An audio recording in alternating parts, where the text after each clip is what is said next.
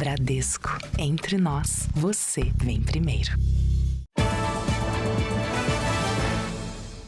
Olá, boa noite. Boa noite.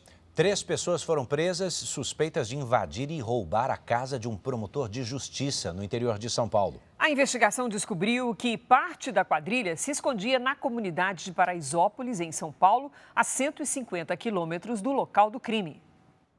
Pela manhã, a Polícia Civil cercou pontos estratégicos da comunidade de Paraisópolis.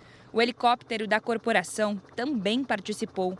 O alvo da operação eram os suspeitos de participar do roubo a uma casa na cidade de Monte Alegre do Sul, interior paulista.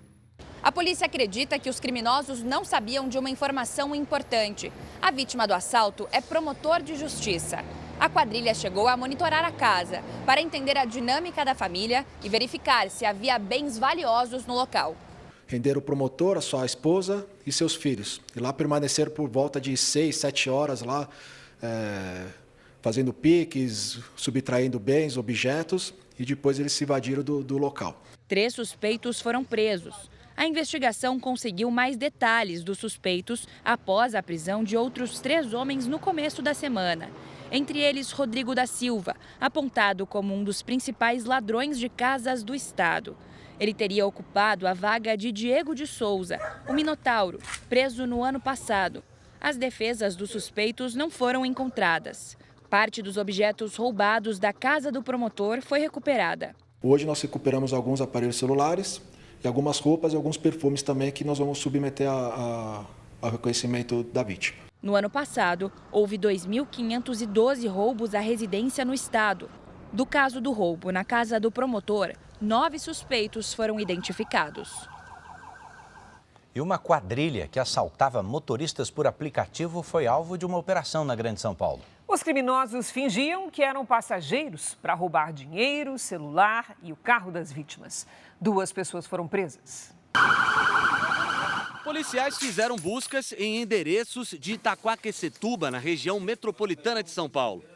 Neste imóvel, um jovem de 20 anos foi preso e já tinha antecedentes por roubo e tráfico de drogas. De acordo com a polícia, ele faz parte de uma quadrilha que assaltava motoristas por aplicativo. Ao todo, 10 pessoas participavam do esquema. Segundo as investigações, os criminosos tinham uma divisão clara de tarefas. Um dos integrantes solicitava a corrida por aplicativo, enquanto os outros aguardavam o motorista. Ao chegar ao local indicado, a vítima era rendida e levada para um cativeiro. Lá, era obrigada a transferir dinheiro para os criminosos. Após isso, ainda subtraíam os seus pertences, como o celular, dinheiro e até o próprio carro. Esses criminosos estão agindo aí pelo menos 2 anos. A polícia também prendeu uma mulher suspeita de emprestar contas bancárias para movimentar o dinheiro das vítimas. Um dos alvos conseguiu fugir quando os agentes chegaram a este condomínio. Um vídeo mostra o momento em que o homem pula o muro para escapar. Os suspeitos vão responder por roubo qualificado, extorsão mediante sequestro e associação criminosa. Segundo a polícia, adolescentes também fazem parte do grupo e ostentam fotos na internet com armas e carros roubados. Eles vão às redes sociais e, sem pudor algum, exibem as armas como se fossem verdadeiros troféus. Criminosos sempre armas de fogo, muito violentos e jovens. Dias Toffoli determina que Polícia Federal envie ao STF dados de celulares apreendidos. Ministro também nega ter recebido dinheiro de Daniel Porcaro. Presidente do Supremo convoca colegas para discutir o caso Master. Governo americano anuncia a retirada de agentes de imigração do estado de Minnesota. Atleta ucraniano é eliminado da Olimpíada de Inverno por usar capacete em homenagem aos mortos na guerra. E daqui a pouco tem clássico entre Fluminense e Botafogo, com transmissão da Record, R7 e Record Plus.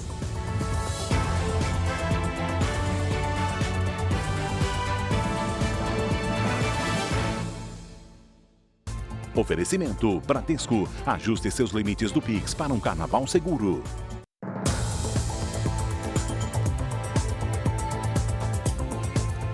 Estamos juntos para você saber que os sócios da academia em São Paulo, onde uma mulher morreu intoxicada depois de uma aula de natação, vão responder por homicídio com dolo eventual, por terem assumido o risco de morte. A Justiça ainda não decidiu sobre o pedido de prisão. Os 3 sócios da academia foram ouvidos depois de faltarem 2 vezes aos depoimentos. Eles não falaram com jornalistas. A defesa também não se pronunciou. A academia continua fechada. O inquérito foi concluído. A polícia pediu a prisão temporária e indiciou os 3 por homicídio com dolo eventual por terem assumido o risco de morte.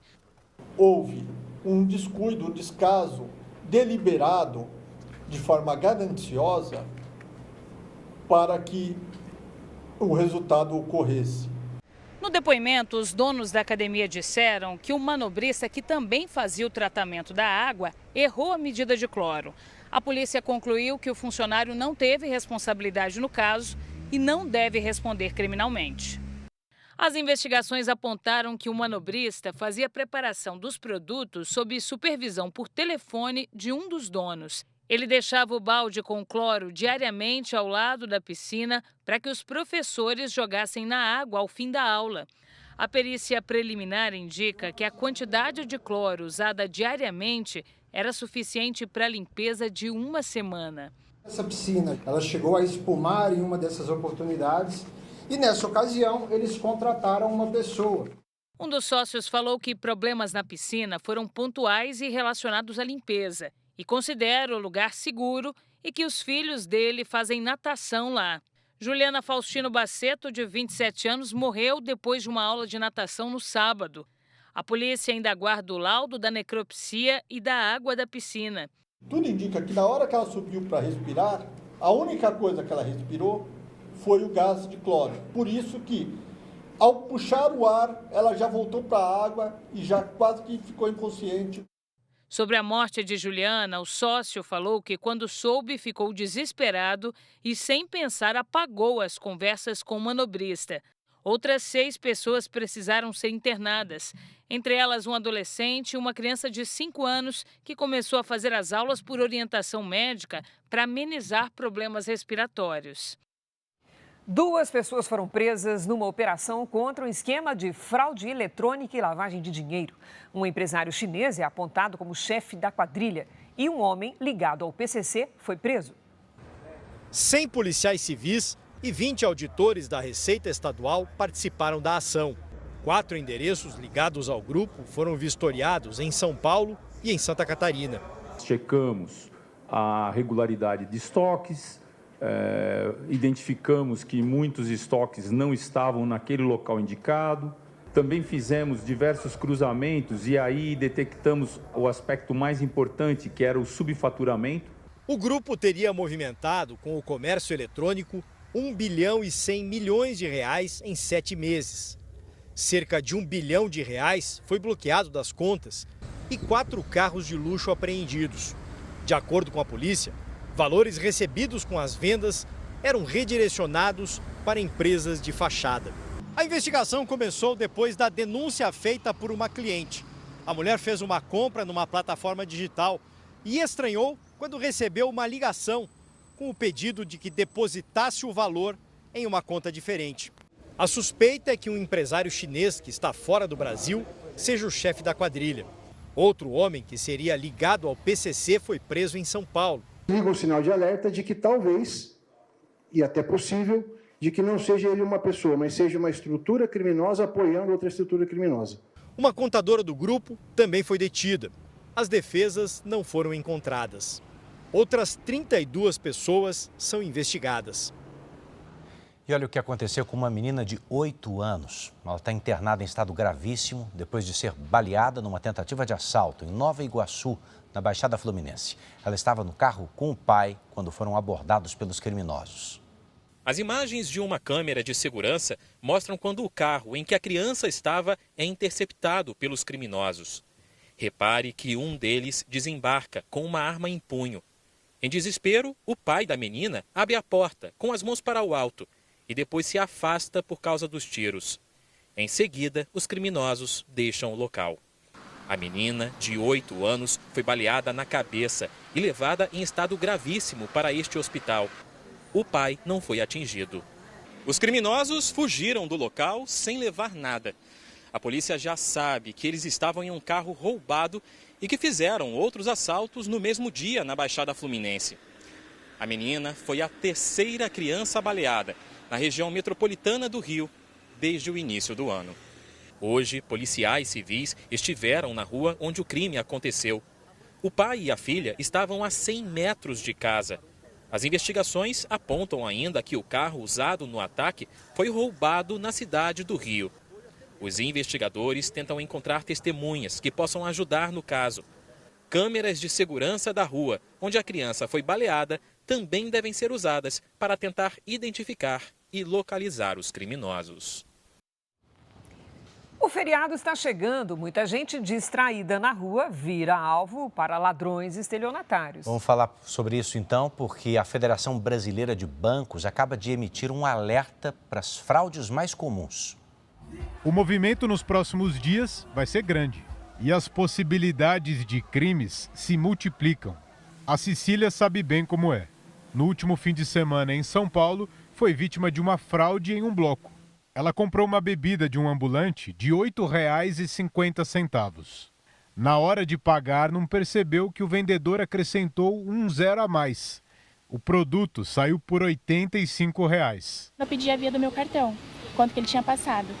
Ele se prontificou a imprimir a notinha, mas ele imprimiu o extrato do Pix. E como eu passei no débito, eu não me atentei qual foi o extrato que ele imprimiu. E fui embora. Quando eu cheguei em casa, eu vi o valor que tinha sido debitado da minha conta. A Federação Brasileira de Bancos alerta para outra fraude conhecida, a do visor quebrado da maquininha. O vendedor alega alguma falha no equipamento para esconder o valor real da compra. Um levantamento mostrou que durante o carnaval, estelionatários tentam aplicar uma fraude a cada 2 segundos. Uma em cada 4 vítimas perde mais de R$ 2.000. Para não sair de casa e voltar com uma dor de cabeça, especialistas aconselham tomar alguns cuidados. Diminuir o limite diário de transações por Pix, andar com dinheiro trocado, nunca deixar a senha do cartão visível e prestar bem atenção na hora de fazer pagamentos.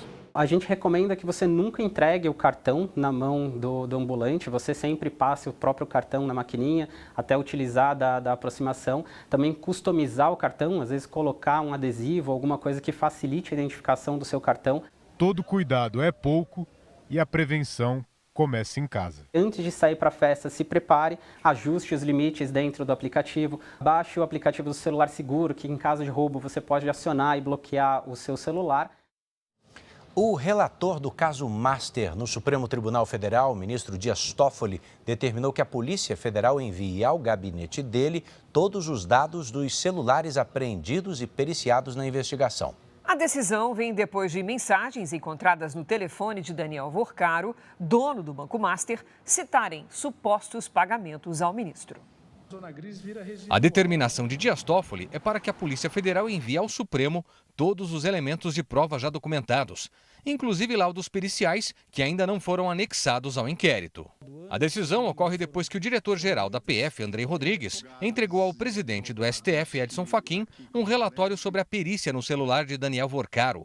Segundo o documento, que está sob sigilo, mensagens no aparelho citariam supostos pagamentos ao ministro. Em nota divulgada ontem, Toffoli disse que o pedido de declaração de suspeição apresentado pela Polícia Federal trata de ilações e que, juridicamente, a Polícia Federal não tem legitimidade para o pedido, por não ser parte no processo. A nota também afirmava que a resposta seria apresentada pelo ministro ao presidente da Corte. A PF não chegou a pedir a suspeição de Toffoli, o que só poderia ser feito pela Procuradoria-Geral da República. Hoje o ministro divulgou uma segunda nota. Ele confirmou que é sócio de uma empresa ligada aos irmãos, que tem conexão com o caso. A Maridit é uma empresa familiar, constituída na forma de sociedade anônima de capital fechado, com prestação de declarações anuais à Receita Federal do Brasil. Suas declarações à Receita Federal, bem como as de seus acionistas, sempre foram devidamente aprovadas.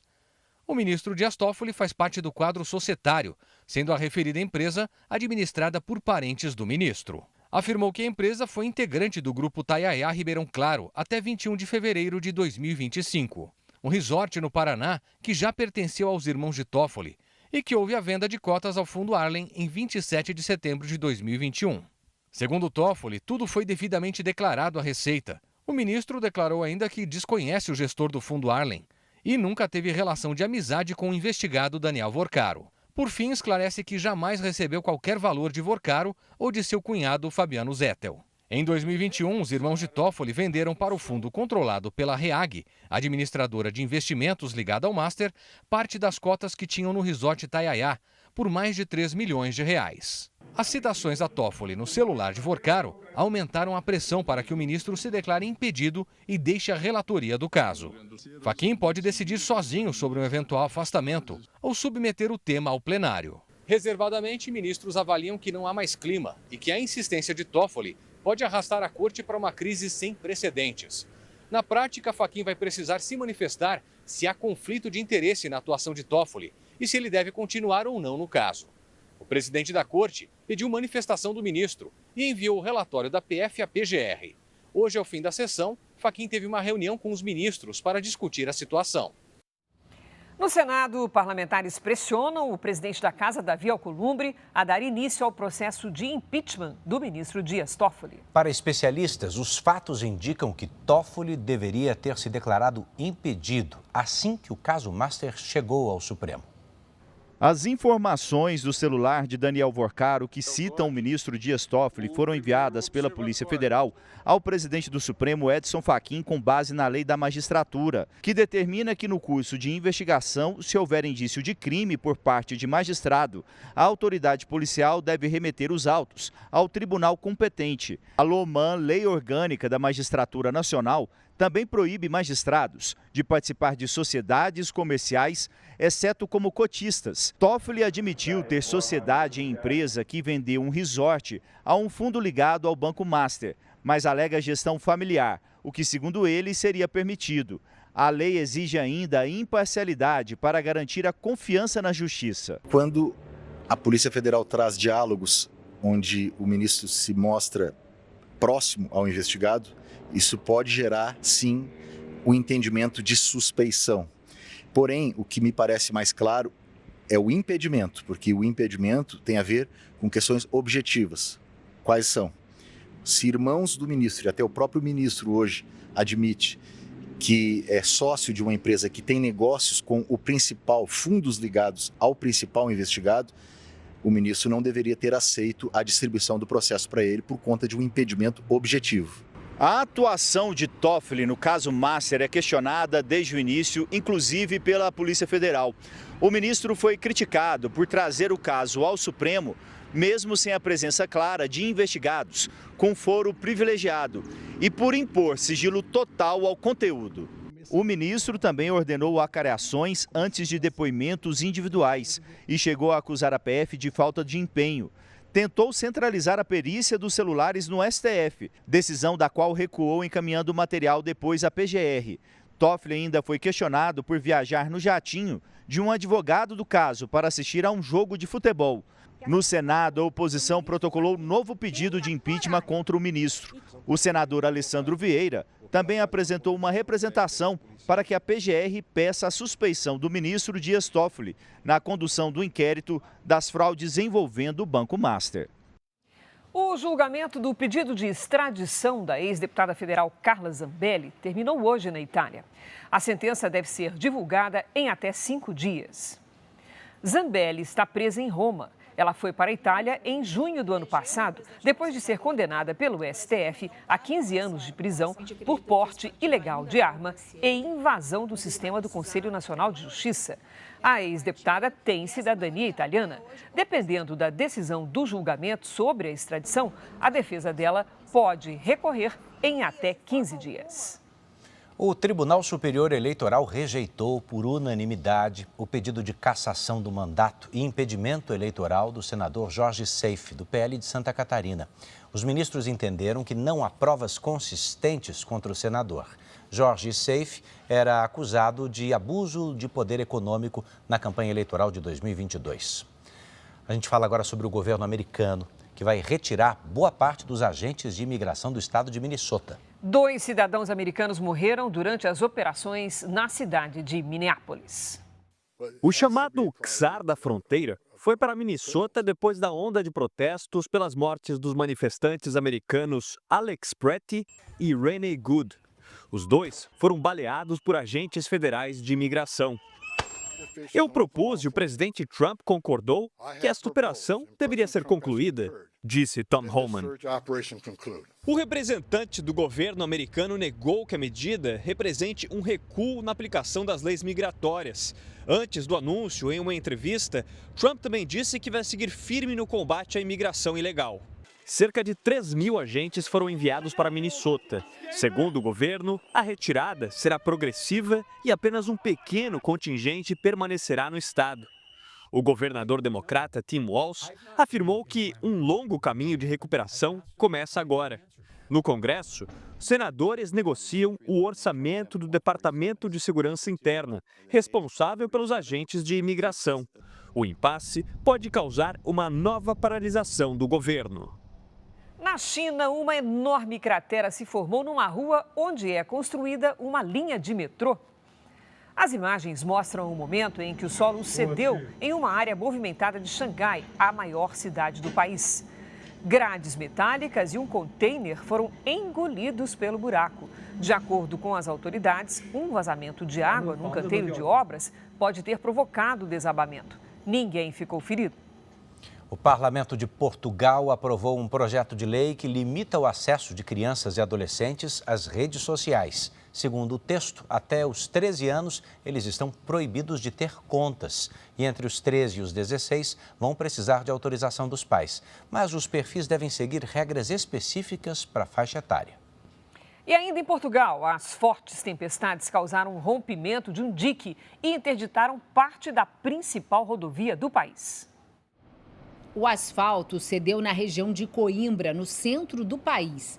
O trecho faz parte da autoestrada A1, principal ligação entre as cidades de Lisboa e do Porto. Apesar da interdição, não houve registro de feridos. A força da água provocou o rompimento de um dique do rio Mondego. A inundação deixou diversas áreas isoladas. Desde o início do ano, Portugal sofre com chuvas intensas que já provocaram pelo menos 16 mortes. Cerca de 1.200 pessoas seguem desalojadas e muitas casas ainda estão sem energia elétrica. Dezenas de regiões ainda estão em alerta para o risco de novos alagamentos, como onde nós estamos, em Alcácer do Sal, que fica a cerca de 1 hora da capital Lisboa. A Defesa Civil de Portugal ordenou a retirada imediata dos moradores que vivem às margens do rio. O Exército e os bombeiros trabalham no resgate dos moradores e usam botes e veículos anfíbios para chegar aos locais mais isolados. Enquanto isso, a população luta para recuperar o pouco que restou. Perdemos tudo, praticamente. Um novo alerta de tempestade com ventos fortes está previsto para os próximos dias.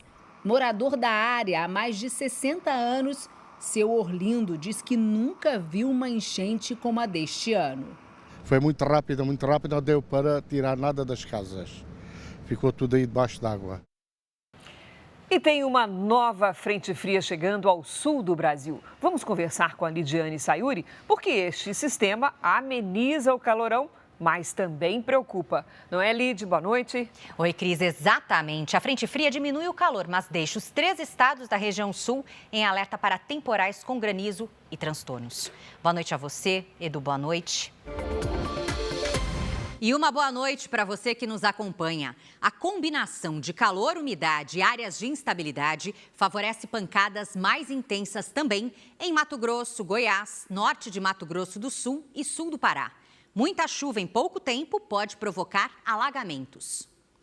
No Recife, a chuva vem cedo e se estende até a tarde. Máxima de 31 graus. No Rio de Janeiro, 37 sem chuva. Em São Paulo, calor e pancadas à tarde. Faz até 32. A sexta-feira será de tempo bem instável pelo Brasil. Nas imagens de satélite, as instabilidades se espalham pelo país. No centro-oeste, norte e interior do nordeste, o calor e a umidade mantêm a chuva forte em pontos isolados. Tarde quente em Florianópolis, com 34 graus. Em Cuiabá e em Belo Horizonte faz até 31. 29 em Aracaju e até 32 em Boa Vista. Tempo delivery. De Penápolis, São Paulo, chegou o pedido do Reiner. Boa noite, Reiner. Os próximos dias serão de sol entre nuvens, sem chuva. O domingo pode amanhecer com névoa. As máximas ficam entre os 29 e os 31 graus.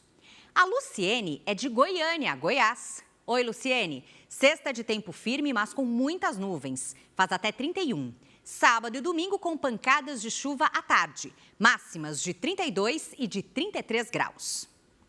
Envie seu pedido nas redes sociais com a hashtag você no JR. Cris, Edu. Obrigado. Você vai ver a seguir: atleta da Ucrânia é desclassificado da Olimpíada de Inverno por usar um capacete em homenagem aos mortos na guerra. E também todos os detalhes de Fluminense e Botafogo com transmissão da Record, R7 e Record Plus. E os gols da rodada do Brasileirão. Em 5 jogos, média de quase 4 gols por partida. E o São Paulo, invicto, assumiu por enquanto a liderança do Brasileirão.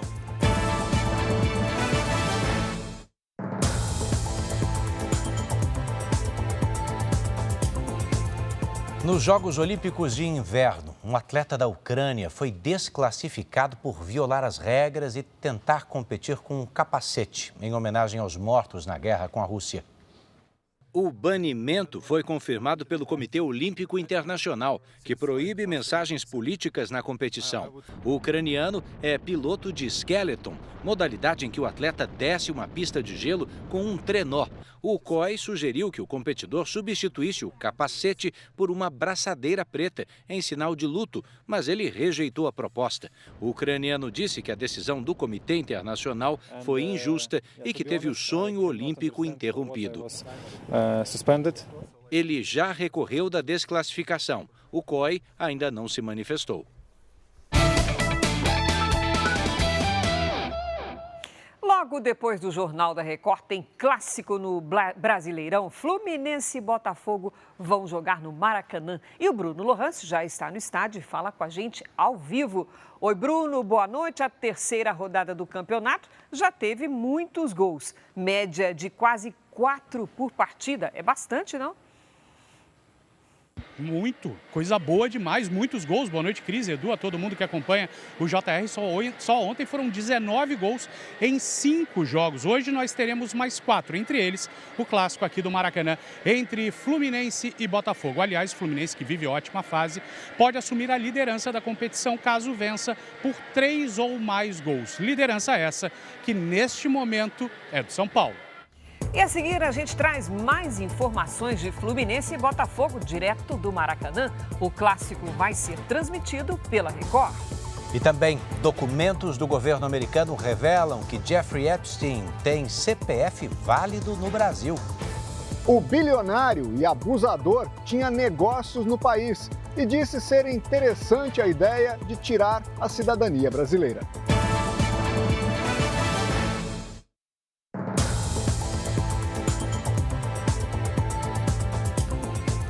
Documentos divulgados pelo governo dos Estados Unidos revelaram que o bilionário e abusador sexual Jeffrey Epstein tem um CPF válido no Brasil.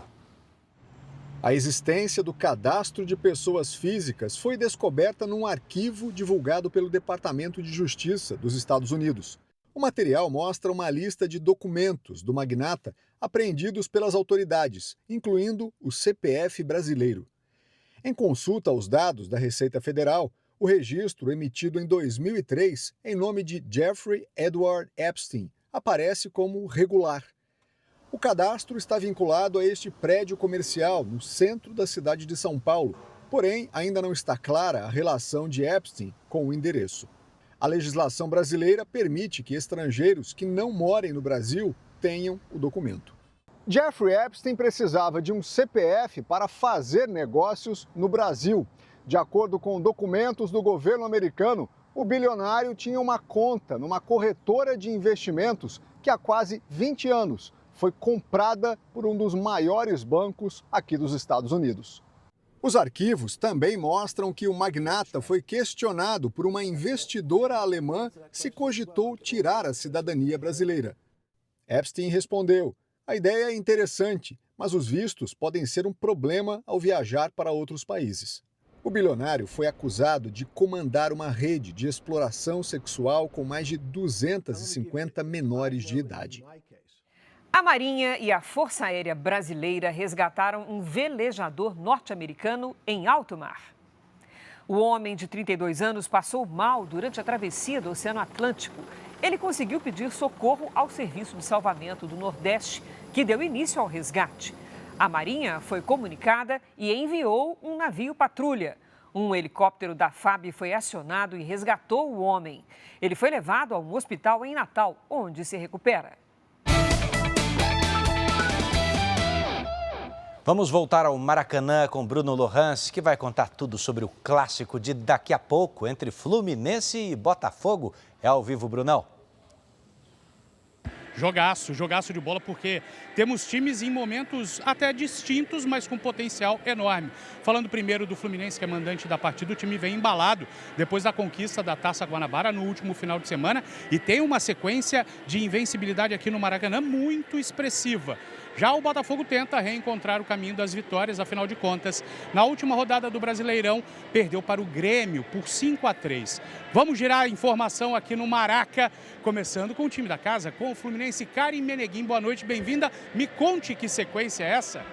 Boa noite, Bruno. O Fluminense veio de uma sequência de 14 jogos invicto aqui no Maracanã e claro que não quer perder essa invencibilidade para o rival carioca. A única alteração hoje do time do Flu é no meio-campo, aquele time que vem sendo titular, pelo menos no Campeonato Brasileiro. O Bernal vai ocupar a vaga do Nonato, que se machucou na última partida do Campeonato Brasileiro contra o Bahia. Lembrando que as duas equipes já se enfrentaram recentemente, ainda em fevereiro, pelo Campeonato Carioca. E a partida foi lá no Engenhão. O Fluminense venceu por 1-0 com gol do John Kennedy, que vem tomando protagonismo aí na posição de centroavante, mas Luiz Zubeldia reforça a importância de trazer mais um para a posição, já que o Everaldo saiu do Flu e o Germancano ainda está em recuperação. Será que o torcedor do Tricolor tem alguma sugestão para o Zubeldia, Bruno? Eu tenho certeza que sim. Nomes para os torcedores é o que não faltam. Vamos falar agora do Botafogo, afinal de contas o time quer voltar a vencer e quem nos conta tudo do glorioso é Jean Brandão. Boa noite, seja bem-vindo. Boa noite, Bruno. Boa noite a todos. Olha, a situação do Botafogo é complicada. O time vem de 3 derrotas seguidas e vive um ambiente interno de muita turbulência. Hoje de manhã, cerca de 40 funcionários do clube foram demitidos por causa de problemas financeiros do Botafogo. E é neste cenário que o técnico Martim Anselmi vai em busca da primeira vitória em clássicos no ano de 2026. E não vai ser nada fácil.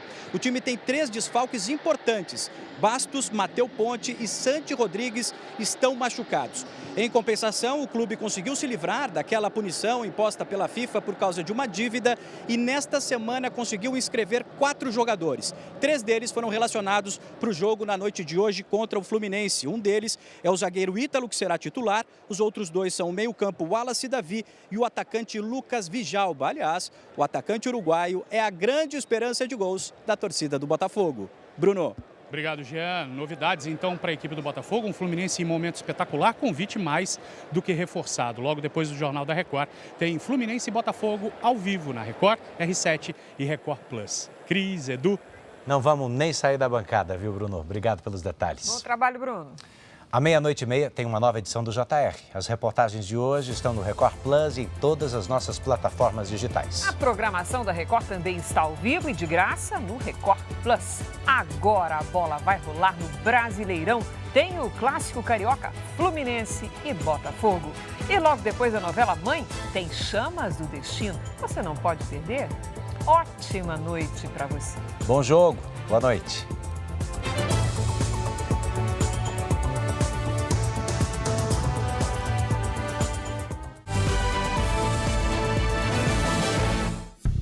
Bradesco, entre nós, você vem primeiro.